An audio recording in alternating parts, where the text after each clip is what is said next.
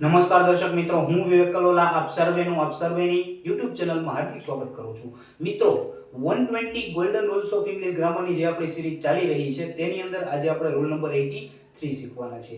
મિત્રો જોવો જોઈએ રૂલ નંબર 83 શું કહે છે કે કેટલાક એવા શબ્દો છે મિત્રો કે જેનો લાસ્ટ લેટર O હોય તો તેની પાછળ માત્ર S લાગે છે. મિત્રો તમે બધા જાણો છો અને આના પહેલાનો જો તમે નિયમ જોયો હશે બરાબર છે, તો એમાં આપણે એવો નિયમ હતો કે જો કોઈ બરાબર શબ્દ છે એની પાછળ ઓ આપેલો હોય એટલે કે એનો છેલ્લો અક્ષર ઓ હોય બરાબર છે, તો એની પાછળ es પ્રત્યય લાગે છે અને તેવા શબ્દોનું બહુવચન થાય છે. પરંતુ ઇંગ્લિશની અંદર એવા ઘણા બધા દૂધમાં પેડાઓ છે એટલે કે અપવાદ છે બરાબર છે, જેને તમારે યાદ રાખવા પડે છે. અને એમાંનો જ આ એક અપવાદ છે કે કેટલાક એવા શબ્દો છે, બધાય નહીં મિત્રો, અમુક એવા શબ્દો છે જેને તમારે યાદ રાખવાના છે અને એક્ઝામની અંદર ખાસ કરીને કોમ્પિટિટિવ એક્ઝામની અંદર આમાંથી જ ક્વેશ્ચન આવતા હોય છે બરાબર છે મિત્રો. તો આ એવા શબ્દો છે કે જેનો છેલ્લો અક્ષર ઓ હોય અને એની પાછળ માત્ર s પ્રત્યય લાગે છે બરાબર છે. જોવો જોઈએ મિત્રો કે આમાં એક છે કે કિલો બરાબર, એનો લાસ્ટ લેટર બધાયમાં ઓ જ છે મિત્રો બરાબર છે, તો આનું બહુવચન શું થાય મિત્રો? કિલોસ થાય બરાબર છે. આમાં es પ્રત્યય નો લાગે બરાબર છે.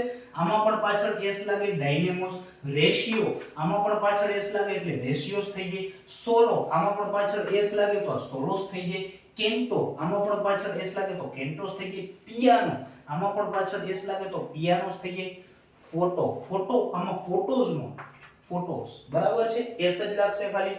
પછી મિત્રો લોગો છે તો લોગોસ, કમાન્ડોસ બરાબર છે, અને સ્ટીરિયો તો સ્ટીરિયોસ. તો મિત્રો આ 10 વર્ડ્સ તમારે યાદ રાખવાના છે બરાબર છે. તમારી નોટબુક ની અંદર નોટ કરી લેવાના છે જેથી કરીને જ્યારે પણ તમે કોમ્પિટિટિવ એક્ઝામ દેવા જાઓ બરાબર છે અને તમને આમાંથી કોઈ પણ નજરે ચડી જાય તો પાછળ માત્ર શું આવશે? s આવશે. ક્લિયર છે મિત્રો? તો આ અપવાદ હતો, દૂધમાં પેડો હતો અને આને તમારે યાદ રાખવાનો છે. તો આશા રાખું છું રૂલ નંબર 83 હું તમને બહુ સારી રીતે સમજાવી શકીશ. જલ્દી જ મળીશું આપણે રૂલ નંબર 84 ની સાથે. ત્યાં સુધી જય હિન્દ, જય Bharat, take care, good bye, thank you so much.